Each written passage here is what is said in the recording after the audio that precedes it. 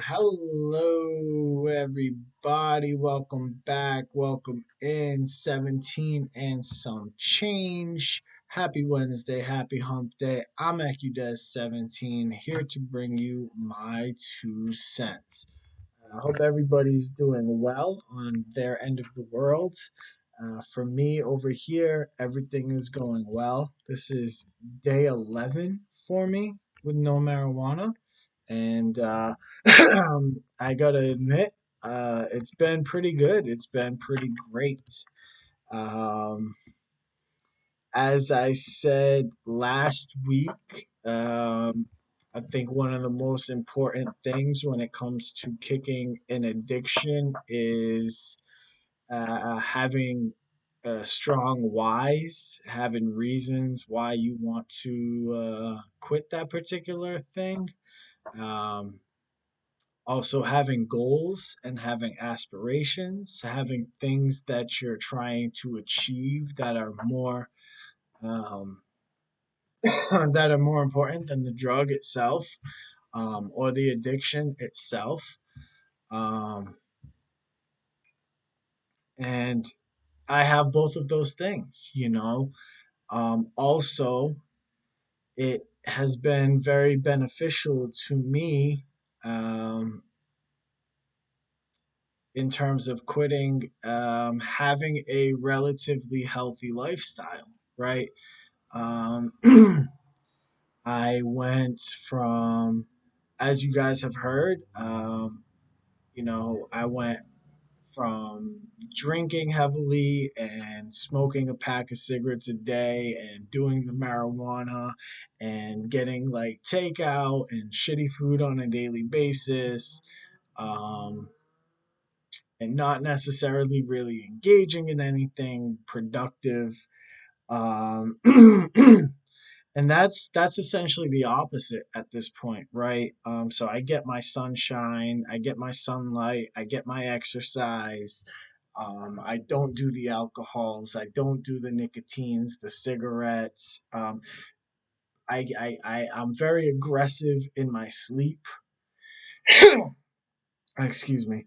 I'm very aggressive in my sleep, making sure that um, I get the sleep that I need, the rest that I need, and I eat healthy. I cook at home and stuff like that. Um, and sleep's actually been pretty. It hasn't been difficult for me either. I had, I think, one night where it was relatively, I was feeling a little insomnia, but that's only because I was doing stuff. Like I was, and even on that night, like as soon as I chose to fall asleep, I was able to do so. Actually, I've noticed hypersomnia more than I've noticed insomnia. So there's been a lot of days that I've slept for like 10 and a half hours and stuff like that. Um, like yesterday, for example, I laid down. It was like 7 p.m.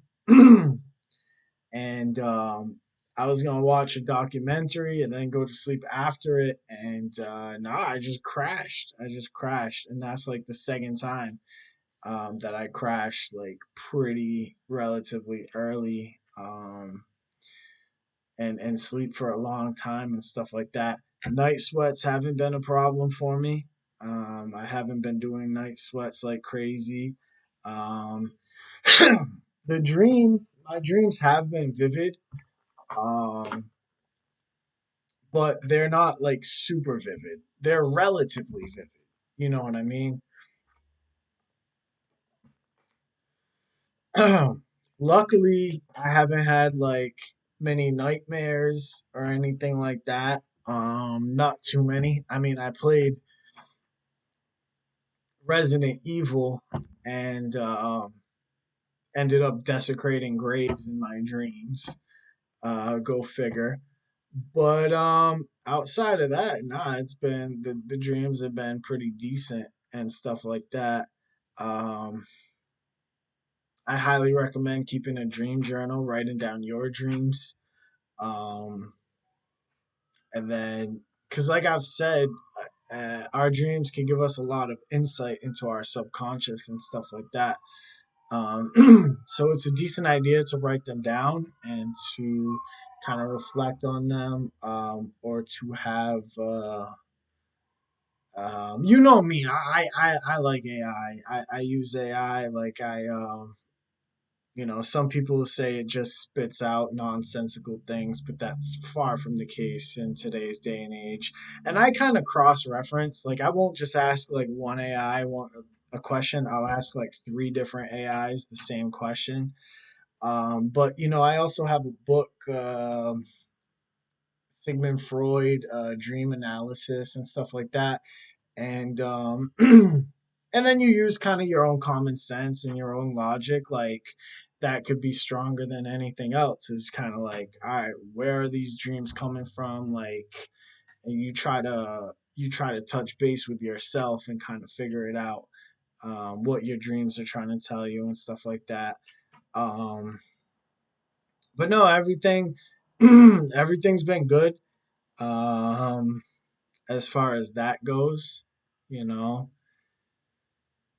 And I'm gonna keep holding the line, and not. I mean, my clarity has gotten immensely better, and my mood, it's a lot more stable. It's not fluctuating as much as it had. Um, because everybody thinks like cigarettes, marijuana, these types of things. Everybody thinks they curb uh, anxiety, but in reality, what they do is they prolong anxiety. They keep you in the anxiety loop, right? So you think you're becoming less anxious because you smoked, but the you're really becoming less anxious because you needed to smoke, and then you did. So you're less anxious relative, to not having to what you were when you were just starting withdrawals. Because if you're a heavy user, like if you're a cigarette smoker, withdrawals can start within 2 hours. You know what I mean? So you smoke that cigarette to get rid of that anxiety, but really that anxiety was just like the beginning phases of withdrawal. I don't know exactly how they defined it, but I read one time, like I don't know like the wording they use, but I read one time it was something like, smoking cigarettes is like hitting yourself on the head with a hammer. Um, I'll let you guys kind of figure out what the hell that meant, but that kind of, like when you stop, it's much better. You know, I don't know why people would think they need to continue to hit themselves in the head with a hammer, but no, that's been pretty good. And I've been reading, recently. I've been reading this book, by Adam Gant, or is it Grant? I don't have it next to me right now. But he has a book. It's called Think Again. That's not the one that I'm reading now. And that one talks about, um, biases, and the way we interpret the world and information and stuff like that.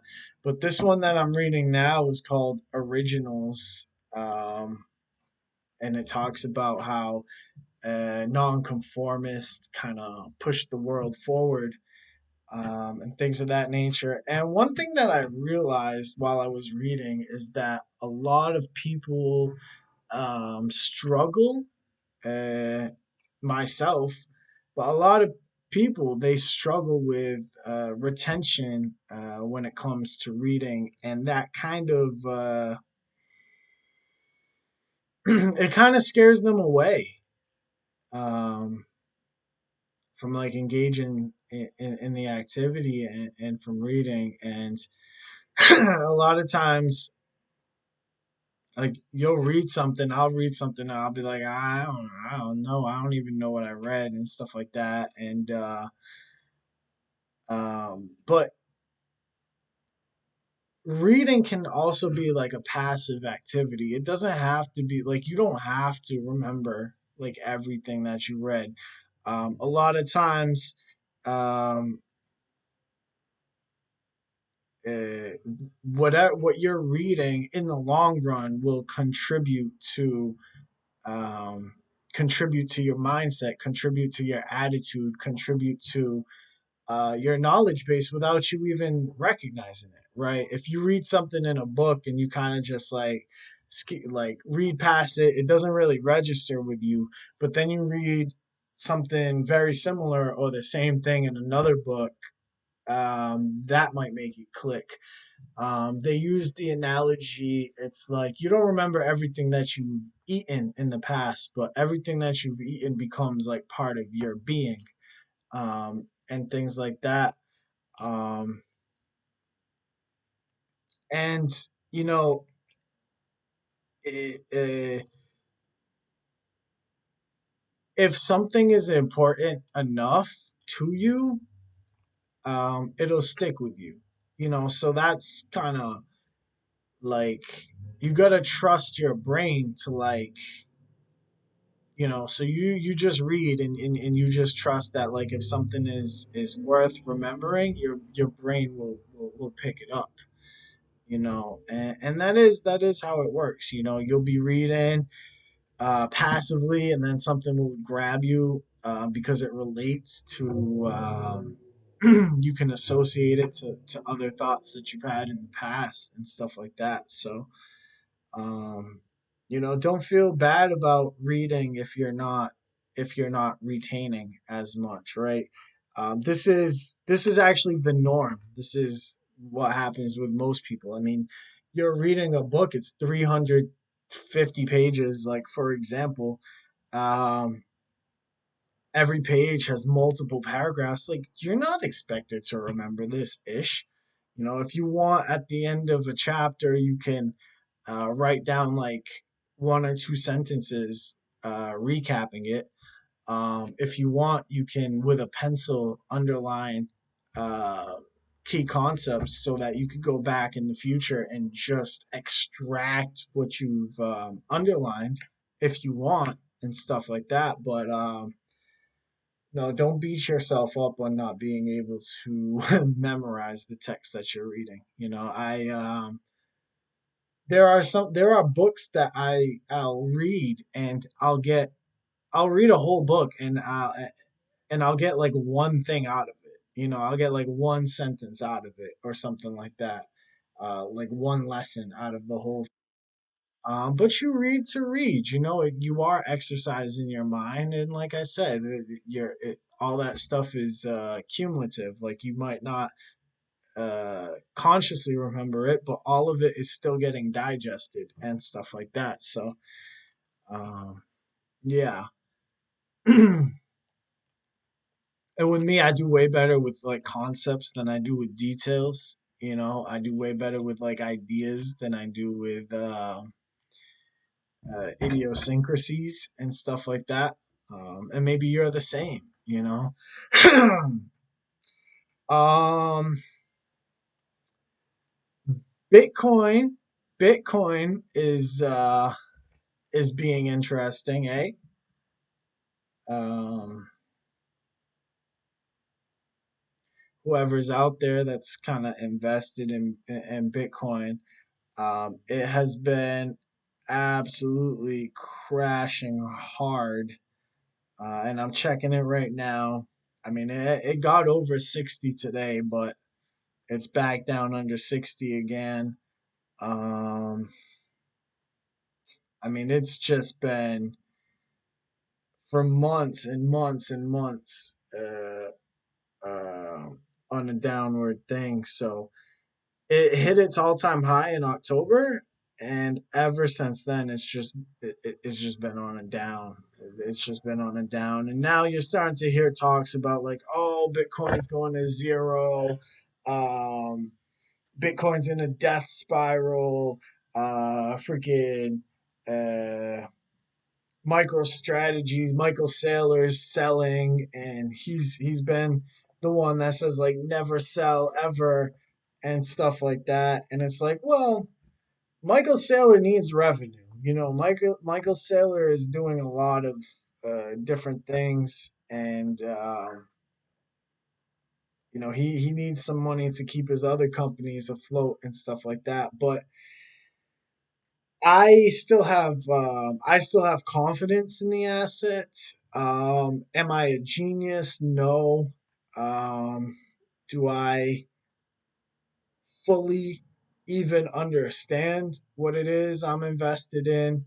Not necessarily. People always say, "Oh, you should fully understand like whatever it is you're invested in," and it's like, I mean, eh, not necessarily. I mean, I don't fully understand Walmart's operations, but I know Walmart is a strong company. Um, People also say, and I like the core principle, right? In a digital currency that is an alternative to fiat.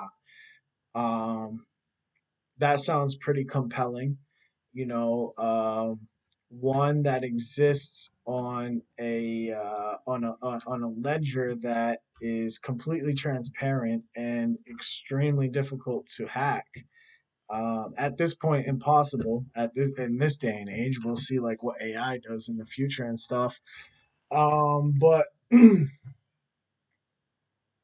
I and you got to be in it.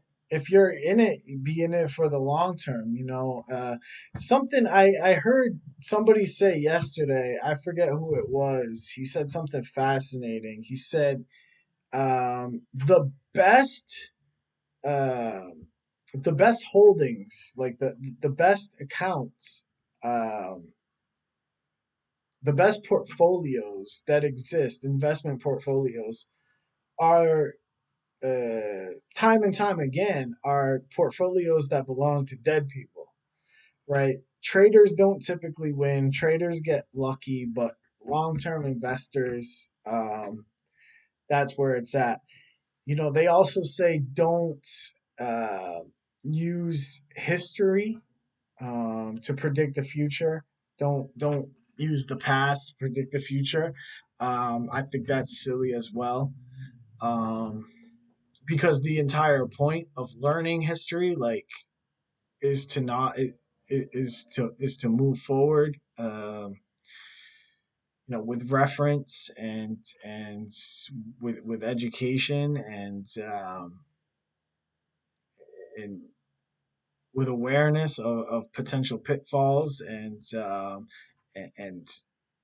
paths to victory. Um, so one of the things that has um, curbed my panic or helped me feel a little bit more secure with the investment, with Bitcoin as an investment, even in today's market, um, is the fact that we have seen these types of dips before. We have seen these types of bear markets last happen and last. Um, we've seen huge drop offs in the past, and it always comes back. It always has come back, right? Now, does that mean it's definitively coming back? No, but I still like it.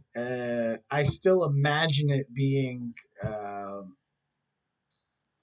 a currency, especially in like 20 years.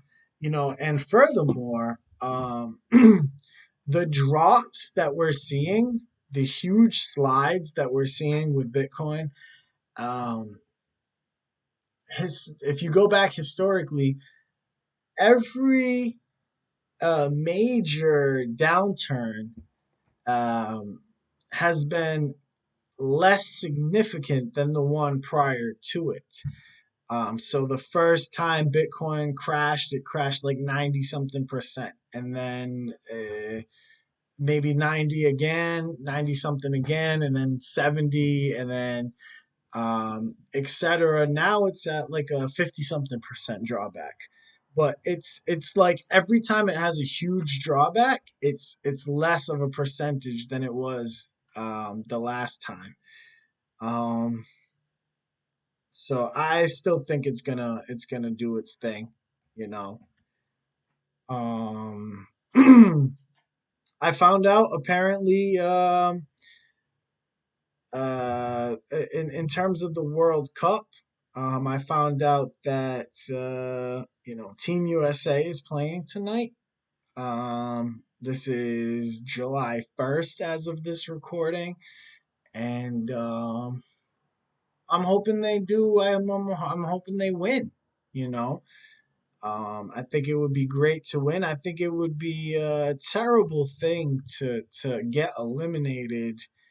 Um, 3 days before your birthday, right? This is America's 250th birthday. Happy 4th of July, by the way. And it would be amazing if we can win something. I mean, I know the deck is stacked against us, so to speak, but no, I think it would be great to win something. Um, the American experiment, as it's called on the Netflix documentary. People have different things to say about America, but you guys know, like I love this country. Um, is it perfect? Is it perfect? No. Does it have its sins in the past? Yes. What nation is perfect? What nation doesn't have blood on their hands? You know what I mean? Um, uh, you know,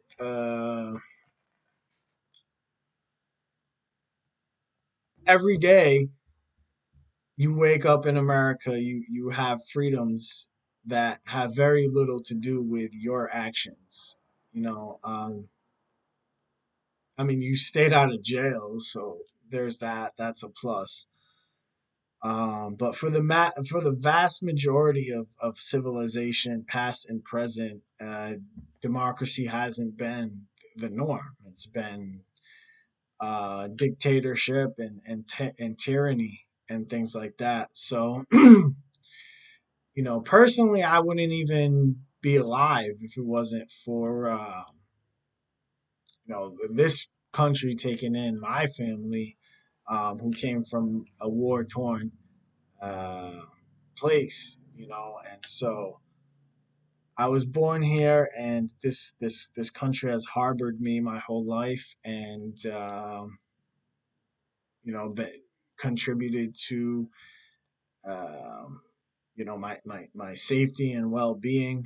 Um, so I'm very appreciative for it.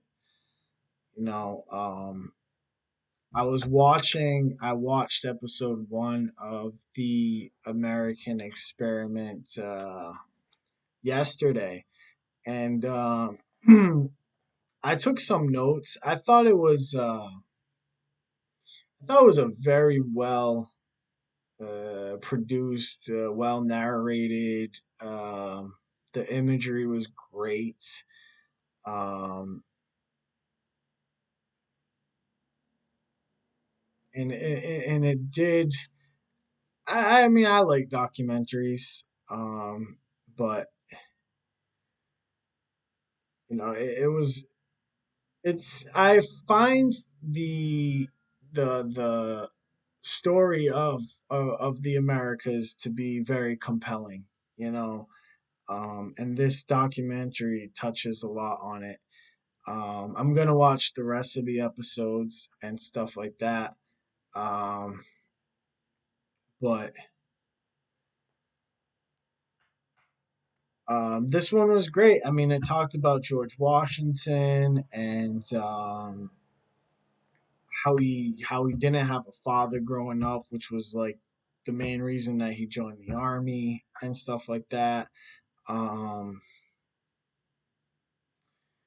it talked about the 7 Year War. I mean, it just went through the whole history. No taxation without representation. Talked about the Sons of Liberty, the Stamp Act. And then Kamala Harris, surprisingly, because I've always thought of Kamala Harris as kind of like eh, I've always associated her with like the part of the left that is um,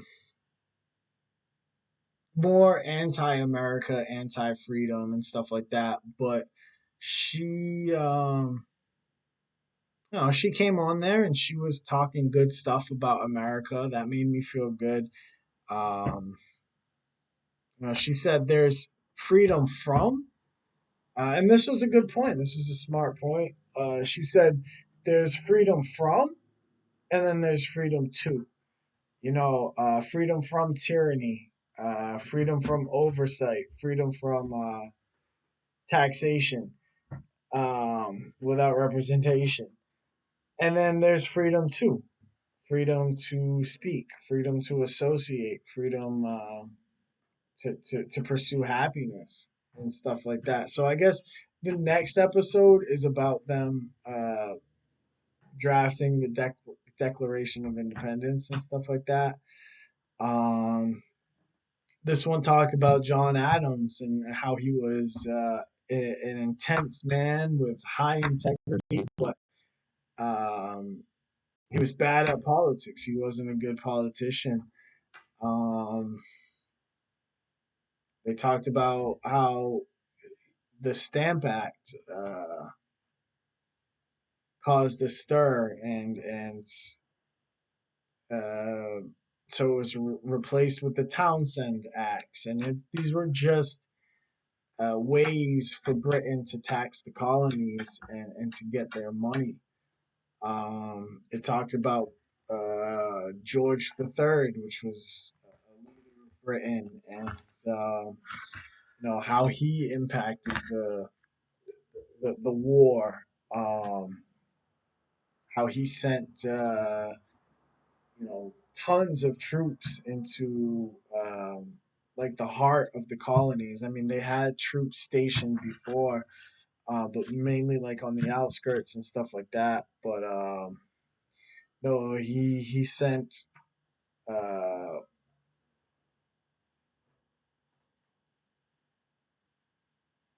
he sent tons of troops to kind of run these places like Boston in particular.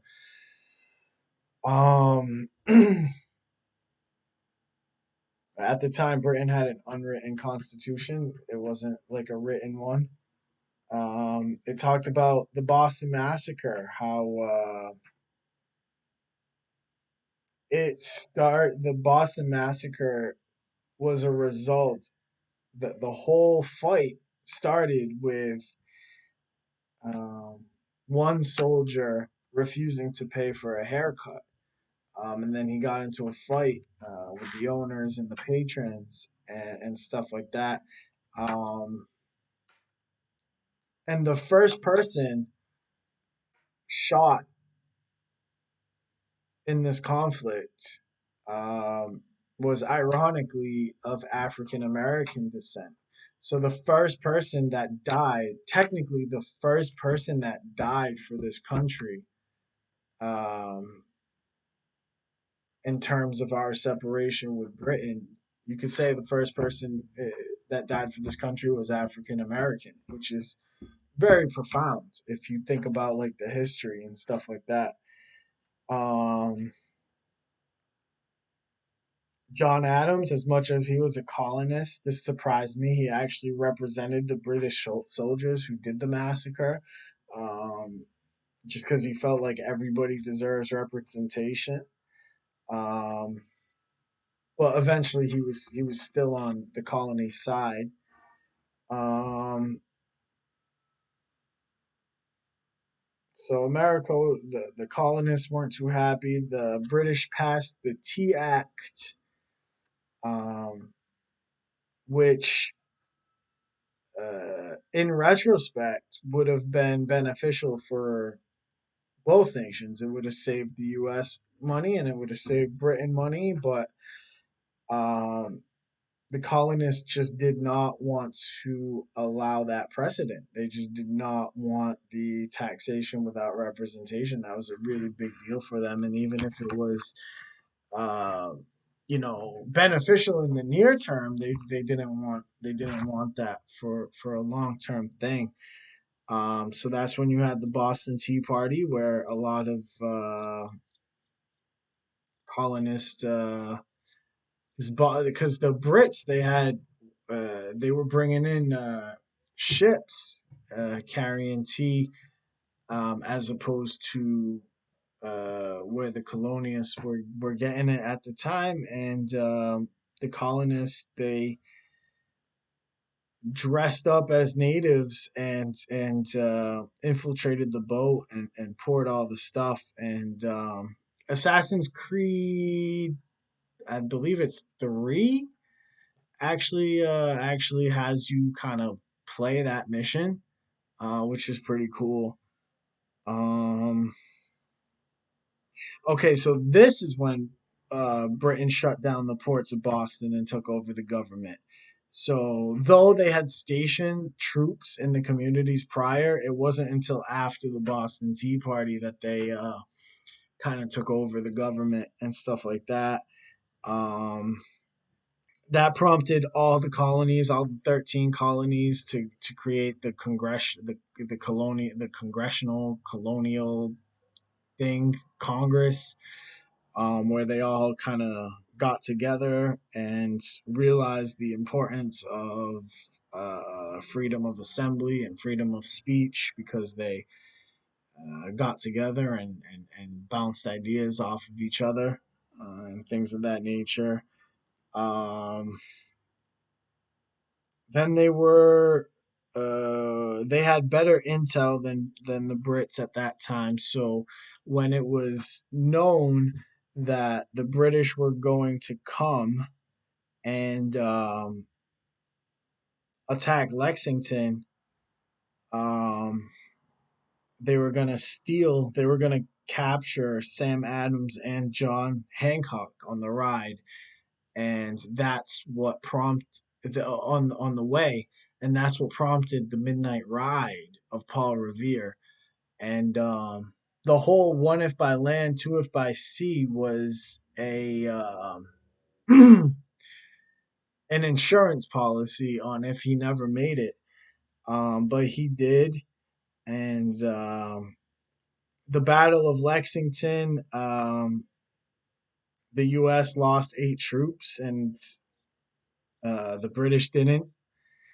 Um, and but then they moved on to Concord, and the U.S. lost the colonialists. They lost 90 troops, and the British lost 273, and forced a retreat. That led to the Battle of Bunker Hill. Boston Harbor was filled with warships. The U.S. was really low on ammo. The colonists were low on ammo, so they were told, if you've heard this quote too, don't fire till you see the white in their eyes. So make sure your shots are gonna count, right? Because they were low, and I think they lost that one. The Brits burnt down Charleston. They won Bunker Hill. Um, and I just That's pretty much the entirety of the first episode. The things that they go over, and it's really cool watching the documentary and hearing and relearning about all the things that we've heard so much about in school. Growing up in school, fourth grade, fifth grade, sixth grade, etc., etc. You kind of hear these things and you answer the questions, and in history class and stuff like that. But um, this is our history, and if you're an American citizen, this is the history of the country that you're a part of, particularly if you're born here. You know, if you're born here, you inherited all that history, and even if you came here legally, you inherit all that history. You know, so with that being said, I know this is a shorter episode today, um, but I want you guys to reflect, and I'm still not at a point in my career where I get a lot of comments. Um, Completely fine. But if anybody is out there listening to this, um, I want you to reflect on what freedom means to you, and kind of comment that for me in the comments. You know, to me, it's everything. Like there is no other way, right?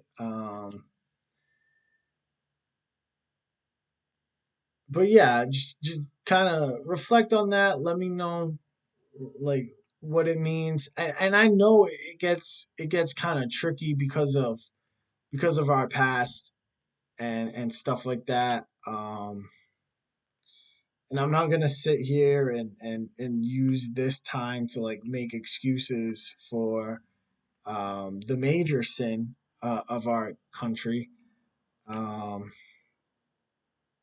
and the irony of how we're the land of the free, and um, a big block of our history involves the complete opposite of freedom for a specific sect. Um,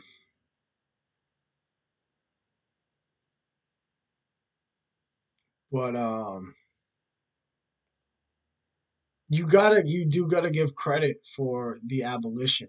You do have to give credit for, and this was years later and stuff like that, but you do gotta give credit for the abolition of that and stuff. So um, I'm gonna leave it there for today. I hope everybody has a good Fourth. Hot dogs, hamburgers, potato chips, potato salads, cores, bud, whatever it is, fireworks. It's gonna be raining some places. I hope it's not gonna rain on your head. Um, and just be appreciative, just be appreciative for you know um where you live, and what rights that gives you. I A lot of times I think about, oh, how do you have the audacity or the authority to go against a familial hierarchy, or your own patriarchy in your own family? And it's because, well, really, it's because God has given us inalienable rights, but that doesn't mean humans always agree to those rights. So what needed to happen was they needed to be uh, cemented, and they were cemented in uh, the Bill of Rights. And um, so you, by way of being an American citizen, um, you don't have to follow your own your family's hierarchy, right?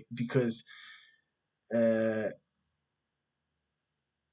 because you don't, because legally speaking, like, you can do whatever the hell you want, um, essentially, right? In terms of freedom to associate, you don't have to like listen to people that you don't want to listen to, outside of authorities and stuff like that. But Yeah.